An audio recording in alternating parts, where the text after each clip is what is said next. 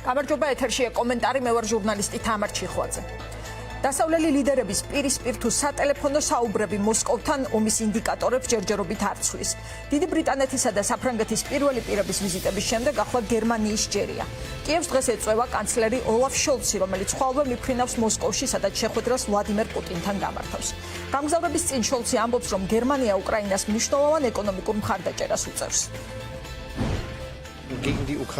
უკრაინის წინააღმდეგ სამხედრო აგრესია, რომელიც საფრთხეს შეუქმნის მის ტერიტორიულ მთლიანობას და სუვერენიტეტს, გამოიწვევს მძიმე რეაქციას და სანქციებს, რომლებიც დაუყოვნებლივ შევა ძალაში. და ამას ჩვენს ევროპელ და ნატოს მოკავშირეებთან ერთად განვახორციელებთ. უკრაინა დარწმუნებული უნდა იყოს, რომ ჩვენ საჭირო სოლიდარობას ვაჩვენებთ. გერმანია ყველაზე დიდ ფინანსურ დახმარებას უწევს უკრაინას ქვეყნის ეკონომიკის სტაბილიზაციისთვის. გავაგრძელებთ წვლილის შეტანას ამ მიმართულებით და ამავდროულად შეუწყობთ ორმაგი სტრატეგიის გაგრძელებას. ეს გულისხმობს მკაფიო გზავნილებს იმის შესახებ, თუ რა მოხდება სამხედრო აგრესიის შემთხვევაში.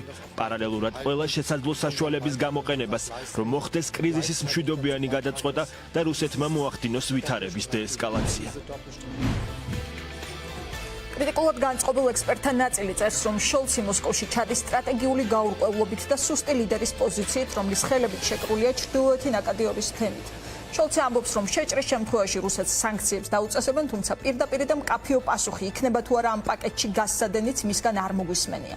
Wall Street ჟურნალი ესტონელ და გერმანელ ოფიციალურ პირებზე დაყრდნობით წერდა, რომ ოფიციალური ბერლინი უარს ეუბნება მესამე ქვეყანას უკრაინაში საარტილერიო იარაღის გაგზავნაზე, რადგან ეს შეიარაღება გერმანული წარმოშობისაა. მანამდე იყო დიდი ბრიტანეთისთვის ნათქვამი უარი საჰაერო სივრცის დათმობაზე. გერმანიის კრიტიკა გამოიწვია უკრაინისთვის გაწეულმა სამხედრო დახმარებამაც, მაშინ როცა კიევში ერთმანეთის მიყოლებით ჩადიოდა ტონობით სამხედრო ტვირთი, გერმანიიდან 5,000 სამხედრო ჩაფხუტის გაგზავნას მოჰყვა კიევის მერის კლიჩკოს ხუმრობა ნარავი კითხვა. ეს მხარდაჭერის ჟესტია და მადლობას ვიხდით, მაგრამ რა იქნება შემდეგი, ალბათ ბალიშები. ემანუელ მაკრონისგან განსხვავებით, ოლაფ შოლცი ნაკლებად აქტიური იყო მედიასთანაც, იმდენად რომ ერთ-ერთმა გერმანულმა გამოცემამ სტატია მიუძღვნა ცნობილი ანიმაციის პერიფრაზით „სად არის ოლაფი?“. ექსპერტები წერენ, რომ ორი ვიზიტი კიევსა და მოსკოვში შოლცის კანცლერობისთვის სერიოზული ტესტი იქნება. რა ხდება ამ დროს უკრაინაში? განწყობას ქვეყანაში გერმანული თაგეშაუს ფოტოც აჩვენებს, რომელზეც ჩანს 79 წლის უკრაინელი ვალენტინა კონსტანტინოვსკა. ეს არის მარიუპოლი, სადაც უკრაინის ეროვნული გვარდიის სპეცდანიშნულების რაზმმა აზოვმა მოსახლეობისთვის სპეციალური სწავლება ჩაატარა. კვლავ დაუბრუნდა დიპლომატიას. ვოლოდიმირ ზელენსკი კიევში ჩასვლას თხოვს პრეზიდენტ ბაიდენს და ამბობს, რომ ეს ძლიერი სიგნალი იქნება ვითარების დასტაბილურებისთვის, თუმცა CNN-ის ინფორმაციით ამ ვიზიტის ალბათობა ძალიან დაბალია. ზელენსკისა და ბაიდენს შორის შედგა სატელეფონო საუბარიც, ისევე როგორც დიალოგი გაიმართა ბაიდენსა და პუტინს შორის. შესაძლოა პუტინმა ტანკები გათიშოს და ყველა სახლებში წავიდეთ, მაგრამ დასავლეთის ზოგიერთი სახელმწიფოსგან ჰაერში მიუნხენის სურნელი იგრძნობა. ეს დიდი ბრიტანეთის თავდაცვის მინისტრის ბენ უოლასის სიტყვებია, რომელმაც დასავლელი დიპლომატების მცდელობები შეაჩერონ რუსული ინტერვენცია მეორე მსოფლიო ომამდე ნაცისტურ გერმანიასთან დათმობებს შეადარა. საერთაშორისო პრესაში ძალიან ხშირია პარალელები მეორე მსოფლიო ომის წინა პერიოდთან ვითარებასთან, როცა დასავლელმა ლიდერებმა თვალი დახუჭეს ჩეხოსლოვაკიაში მიმდინარე მოვლენებზე და ვერ აირიდეს ომი. Sunday Times-თან ინტერვიუში ვოლასიც ამბობს, იგივეს დიდი ბრიტანეთის თავდაცვის მინისტრის განცხადება იმეორებს მსოფლიო ლიდერების გაფრთხილებას, რომ პუტინმა უკრაინაში ჯარები ნებისმიერ დროს შეიძლება გაგზავნოს, თუმცა ამ პროგნოზს თანახავს კრიტიკაც, რომ ზოგიერთი დასავლური სახელმწიფოს პოზიცია საკმარისად მკაცრი არ არის. ეს ციტატა. ვინ იგულისხმება ზოგიერთ ქვეყანაში, მინისტრი არ აკონკრეტებს, თუმცა ეს რთულად გამოსაცნობი არ არის. ამ კითხვას შეგვიძლია უპასუხოთ კითხვით, ვინ არის დამოკიდებული ყველაზე მეტად რუსულ ენერგორესურსებზე. გასცადენის პროექტი, რომელზეც ვსაუბრობთ, საფრთხის წინაშე აყენებს ევროკავშირის ენერგეტიკულ დამოუკიდებლობას და პოტენციურად აძლიერებს რეგიონში მოსკოვის პოლიტიკურ გავლენას. თავიდანვე ამ პროექტს დასავლეთში ბევრი მოწინააღმდეგე ჰყავდა, ძირითადად შეერთებულ შტატებში, როცა ჩრდილოეთ ნაკადურს ეხება საქმე, დასავლეთი, კერძოდ ევროპის რამდენიმე ქვეყანა ამბობს, რომ ამ პროექტზე უარის თქმა უკვე გვიანია. ასეთ დროს კი ყველაზე მეტად გახსენდება ჩერჩილის გამონათქვამი, მეგონა სიბერით მოვკვდებოდი, მაგრამ როცა მთელი ევროპის პურის ბეღელმა რუსეთისგან მარცვლეული შესყიდვა დაიწყო, მივხვდი, რომ სიცილით სიკვდილი მიწერია. ეს გამონათქვამი არც მოძველებული, არც დრომოჭმული, რადგან რუსეთს რეალურად არასდროს უთქვამს უარი იმპერიალისტურ ზრახვებზე. სულ ახლახანს რუსეთის ელჩმა დიპლომატიური ლექსიკის სრული იგნორირებით თქვა, რომ მიუფურთხებია სანქციებისთვის, ეს ყველაზე რბილად ნათქვამია, პირდაპირ ციტირება ეთერში შეუძლებელია. ექსპერტები ფაქტობრივად თანხმდებიან, რომ შეჭრა იქნება, მაგრამ მაინც მსჯელობენ, შეუძლია თუ არა დასავლეთის ერთობლივ ძალისხმევას ომის ჩართული წამზომის შეჩერება. დარჩა თუ არა თუნდაც მცირე შანსი დიპლომატიას მაშინ, როცა მსოფლიოს ქვეყნების დიდი ნაწილი საკუთარ მოქალაქეებს უკრაინიდან გამოსვლისკენ მოუწოდებს, როცა ფრენები უკრაინის ცაზე ფაქტობრივად შეჩერებულია. როგორ განვითარდება მოვლენები, ანალიტიკოსები უფრო და უფრო ხშირად ფრთხილი ვარაუდებით მიანიშნებენ დასავლეთში უსაფრთხოების ახალი არქიტექტურის საჭიროებაზე, წინააღმდეგ შემთხვევაში მიიჩნევენ, რომ შეიძლება საფრთხეების იგნორირება მორიგი ომისთვის მოამზადოს საფუძველი. თუ უკრაინაში რუსეთი შეიჭრა და მას 20 თებერვალამდე ვარაუდობენ, ამას ანალიტიკოსთა ერთი ნაწილი ფიქრობს, რომ ჩვენ მივიღებთ სლავურ ავღანეთსაც, რადგან ეს არ იქნება მარტივი თავად რუსეთისთვისაც. ვისაუბრებთ დღეს საქართველოს პოზიციაზეც, იმაზეც, როგორ გამოიყურება ჩვენი ქვეყანა ამ შემთხვევაში საერთაშორისო ასპარეზზე და კიდევ ერთხელ გავიხსენებთ უკრაინასთან დაკავშირებულ რეზოლუციას. მმართველი ელიტა მიიჩნევს, რომ უკრაინის მხარდასაჭერი ისეთი რეზოლუცია მიიღო, რომელიც არ მიუღიათ ევროპის სხვა ქვეყნებს. ვიღაცები რაღაც შანსებს ხედავენ ამ ომში, მათ შორის საქართველოში ივანიშვილის პოლიტიკური მემკვიდრის განცხადებას, ირაკლი კობახიძის განცხადებას აქვს ასეთი გზავნილიც, რომ ისინი წარმოადგენენ ხელისუფლებას, რომელსაც რუსეთთან ომი არ ჰქონია. ეს განცხადება კი აჩენს კითხვებს რუსეთთან ომის აცილება შეუძლია უკრაინის ხელისუფლებას, ან შეეძლო საქართველოს ხელისუფლებას 2008 წელს. ჩვენ არ გვაქვს საშუალება დავუსვათ ეს კითხვები ქართული ოცნების წარმომადგენლებს, ამიტომ მოვისმინოთ ირაკლი კობახიძის კომენტარი. სოფლიოში სულ იყო რამდენიმე ქვეყანა, რომელმაც მიიღო რეზოლუცია უკრაინის ხარდაჭერასთან დაკავშირებით. და ერთ-ერთი იყო საქართველო. ჩვენ შეშფოთებული ვართ თქო არსებული ვითარებით.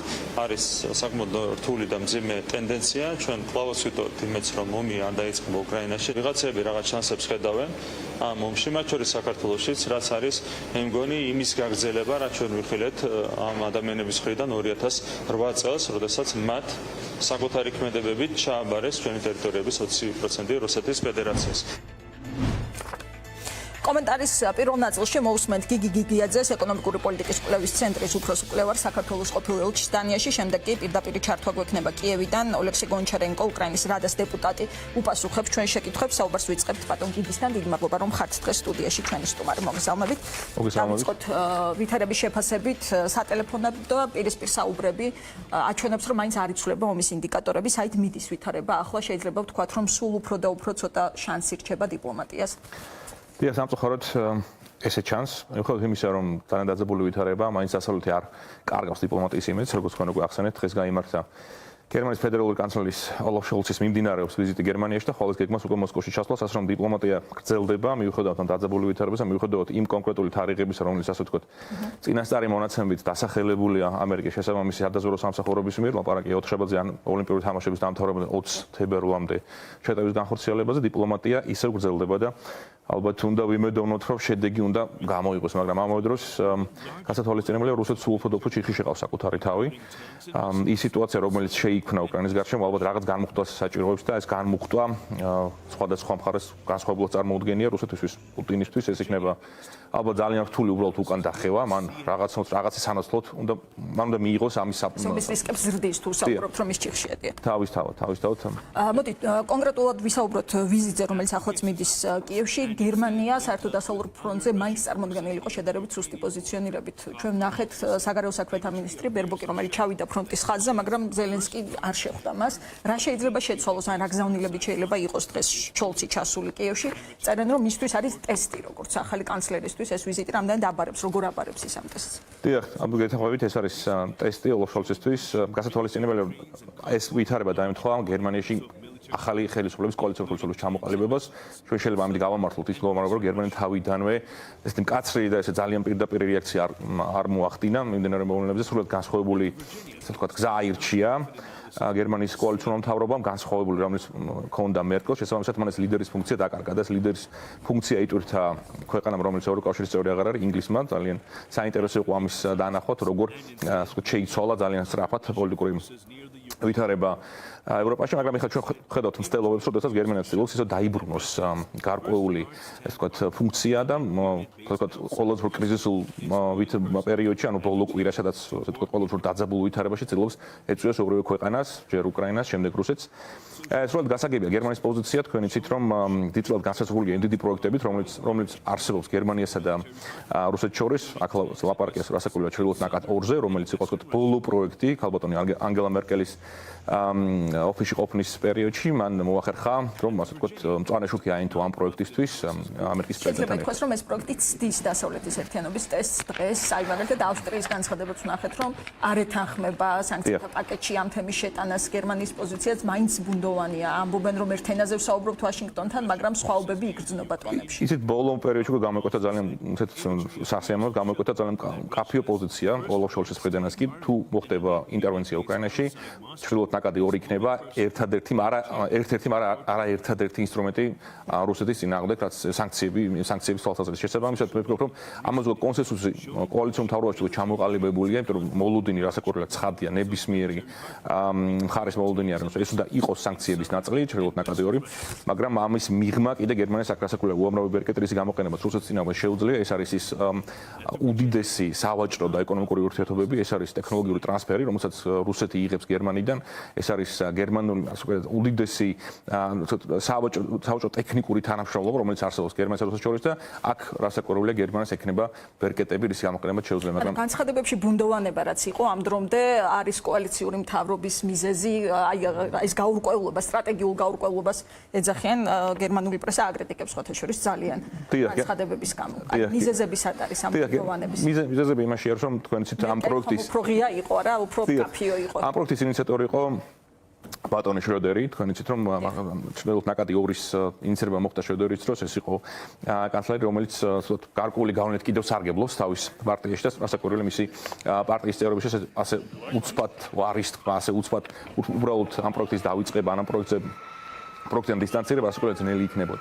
ამავე დროს ჩვენ დავახსოვდეს, რომ ძალიან მკვეთრად უარყოფითი პოზიცია ჰქონდა მწვანეებს, ანუ საგარეო მინისტრის პარტია იყო თავიდანვე ძალიან ნეგატიურად განწყობილი ჩრდილოეთ ნაკადი 2-სადმი, მას მოუწია კიდევაც ამ პოზიციის შერბილება კოალიციის შესასვლელად და ეს პოზიცია ძალიან, ასე ვთქვათ, ცხადყოფს თუ რა პრობლემები არსებობდა და არსებობს კიდევ კოალიციაში, მაგრამ მე ვფიქრობ, რომ უფრო და უფრო საზოგადოების აზრიც უკვე იქითკენ მიდის, რომ ძალიან მკაფიოდ ყალიბდება ერთიანი ხედვა, თუ რა უნდა მოხდეს იმისათვის, რომ ეს პროექტი ძალაში ვერ შევიდეს იმ შემთხვევაში. ინტერნეტის თავდაცვის მინისტრის კომენტარი ჰქონდა, რომ მიუნხენის სურნელი იგრძნობა ჰაერშიო, ბევრი ძალიან ხშირად არის ეს პარალელი 38 წელთან, თუ ეთანხმებით ამ პარალელს, არის თუ არა ამაში სიმართლის მარცვალი. ნამდვილად 18 შემდეგ 29.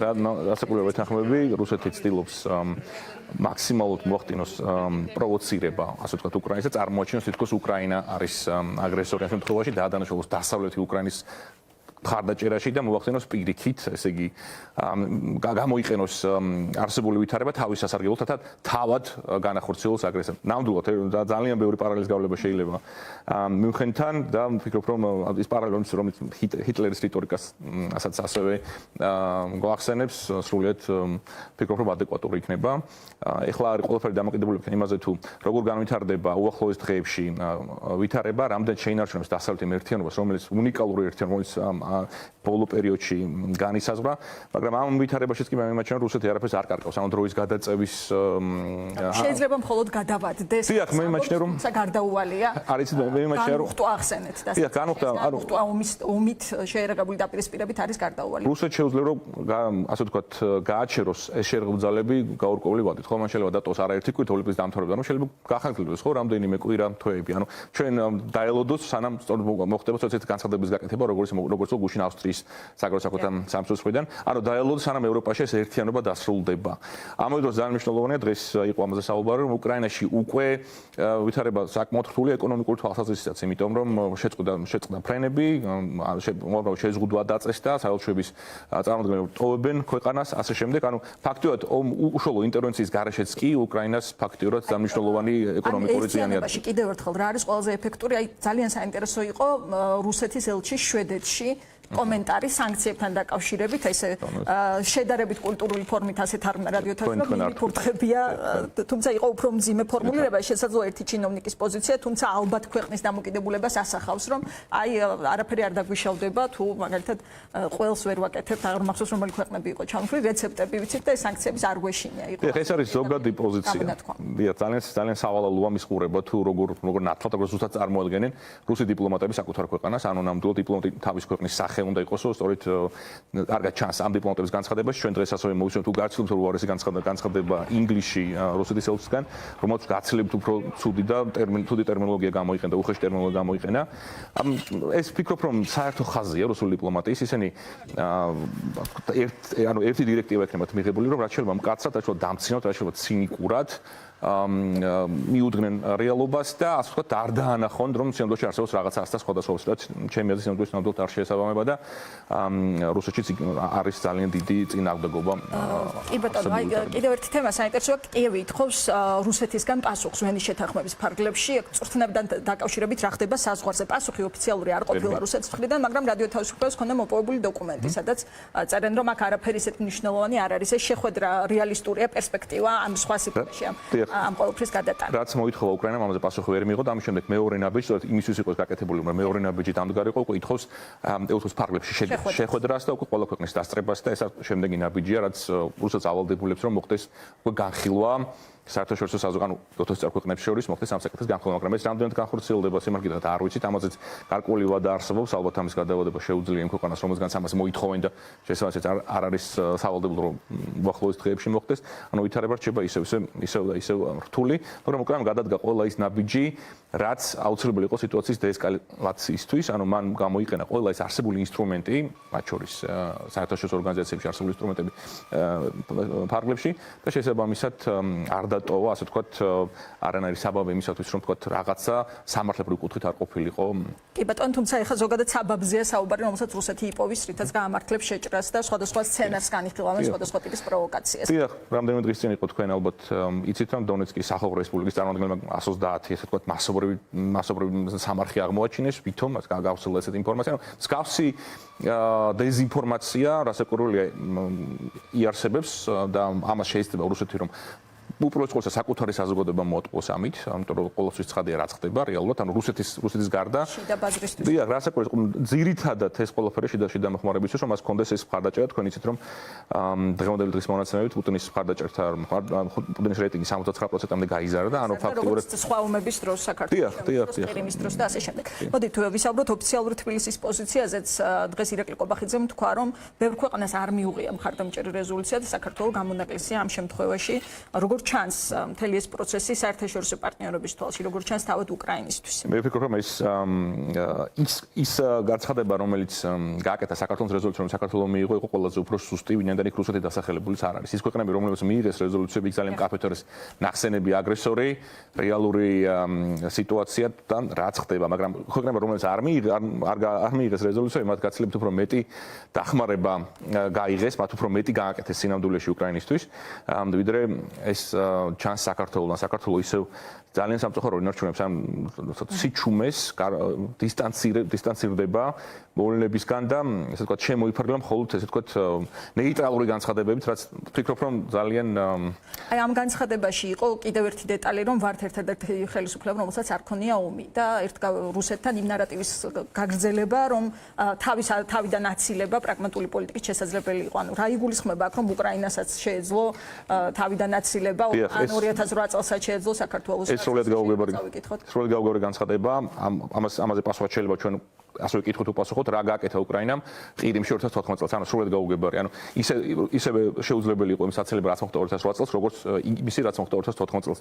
მაგრამ ასევე ძალიან მნიშვნელოვანია, რომ ის რაც ხდება დღევანდელ უკრაინაში, დასაბამი ამისა არის 2008 წლის რუსეთის აგრესია საქართველოს წინააღმდეგ, სრულად უმიზეზო ინტერვენცია, საქართველოს ტერიტორიების ოკუპაცია და ის რეალობა, რომელიც დღეს არსებობს ჩვენს ქვეყანაში, ყველაფერს სათავეს იღებს საქართველოსთან 2008 წლის მოვლენებით. ამ პარალელსაც ძალიან ხშირად იხსენებენ 2008-ის პარალელებს, ტომას უსის ინტერვიუ იყო, სადაც იხსენებდა 2008-ში რა მოხდა და ამბობდა, რომ მაშინ რომ ცოდნოდათ პუტინი რამდენ ხანს დარჩებოდა ხელისუფლებაში, ალბათ გადაწყვეტილება იქნებოდა სხვანაირი. შეგვიძლია დღეს თამამად ვთქვათ, რომ ბევრი რამე შეცვლიდა უკრაინასა და ნატოსთვის მაშინ თანხმობის მიცემა. ნამდვილად. ბუხარესტის სამიტი იყო, ასე ვთქვათ, გადამწყვეტი იმ მომენტში ჩვენი აზრით ბუხარესტის სამიტზე საქართველოს და უკრაინას რომ მიიღოთ გაწევრიანების სამოქმედო გეგმა, რუსეთი ვერ გაბედავდა ასეთ ღიად ინტერვენციას, მაგრამ ამაზე განსხვავებული აზრი არსებობს თავად ევროპაში და გერმანელები სხვანაირად ხედავენ ამ ყველაფერს, მაგრამ ის ერთიანობა რომელიც დღეს არსებობს დასავლეთში რომ ყოფილი იყო 2008 წელს დარწმუნებული ვარ რომ ჩვენ არ ვიქნებოდი სადაც ვართ ამჟამად და მაშინ რომ მოხდარიყო დასავლეთის გამოფხიზლება და მაშინ რომ ყველას კარგად დაინახა თუ შემდგომში რას აპირებს პუტინი ვფიქრობ რომ დღეს ჩვენ სხვანაირ განსხვავებულ სოფლიოში ვცხოვრობდით და სრულიად სხვა რეალობა გვექნებოდა საქართველოშიც. დიახ, უბრალოდ მინდა ვთქვა რომ ნებისმიერი სცენარის ვითარების განვითარება უკრაინაში სარკისებად პოვს ასახვა საქართველოზე და ჩვენს კარგად უნდა გვესმოდეს რომ მივიხოთ იმისა რომ ხშირად დასავლელი პარტნიორების მხრიდან ხიად არის მის მოთხოვნა რომელიც გააგზავნა რუსეთმა კაპიტალს ნახსენ რომ საქართველოს უკრაინა არ გახდებიან ნატოს და კავშირის წევრები ასე რომ ჩვენ ფაქტიურად მოვიაზრებით ამ პროცესში. დისტანცირება არანაირად ამთებიდან დროებაში იყო გუშინ ექსკლუზიურად საქართველოს უსაფრთხოების კონცეფციის დოკუმენტი, სადაც იყო საუბარი რუსეთზე, როგორც საფრთხეზე, საკმაოდ კარგი დოკუმენტია, განსხვავებით რეზოლუციისგან, თუმცა საინტერესოა მზის სინათლეს იხილავს თუ არა პარლამენტს უნდა წარედგინოს ასე შემდეგ. რამდენად არის გაცნობიერებული საფრთხეები, როგორ ფიქრობთ ოცნების ხელისუფლებაში რეალურად, რიტორიკის მიღმა, რაზეც არის მათ შორის ამ კონცეფციაში საუბარში და ასე შემდეგ, არც რიტორიკაა დამაკმაყოფილებელი, მაგრამ მაინც. ვფიქრობ რომ გაცნობიერებული უნდა იყოს, რამდენად სწორად არის აღქმული ეს კიდევ სხვა საკითხია, მაგრამ გაცნობიერებული უნდა იყოს, ვინაიდან ჩვენ ბოლო წლებში ვხედავთ რომ ის პოლიტიკა რომელიც არჩეული იყო ქართული ოცნების ხელისუფლების მიერ, ანუ ეს არ გაღიზიანების, მაქსიმალურად საქართველოს საერთაშორისო დღის წესრიგიდან მოხსნის პოლიტიკა არანაირი შედეგი არ გამოიღო, პირიქით, საპირისპირო ჩვენ გვაქვს ყოველდღიურად სოციალური ოკუპაცია, ჩვენ გვაქვს ადამიანის გატაცების ფაქტები, ადამიანები ამ ბოლო წლებში გვაქვს რამდენიმე შემთხვევაში ადამიანები გატაცების შემდეგ იყვნენ ცემით მოკლული ოკუპირებულ ტერიტორიებზე, ასე რომ პირიქით რუსეთმა გააგრძელა და გააძლიერა ჩვენ წინააღმდეგ საკუთარი აგრესიული პოლიტიკა, ასე რომ თამამად შეიძლება თქვას რომ 2012 წლიდან ეს პოლიტიკა სრული მარცხი დამთავრდა, ანუ არ გაღიზიანების საქართველოს ასე ვთქვათ მოცილების საერთაშორისო დღის წესრიგიდან მოცილების პოლიტიკა სრული მარცხი დამთავრდა და ამას არანაირი შედეგი არ მოყვა. ძალიან დიდი მადლობა ბატონ გიგი რომ იყავით ჩვენი სტუმარი. გიგი გიგიაძე ეკონომიკური პოლიტიკის კვლევის ცენტრის უფროსი მკვლევარი საქართველოს ყოფილი ელჩი დანიაში. მადლობა კიდევ ერთხელ რომ სტუმრობდით.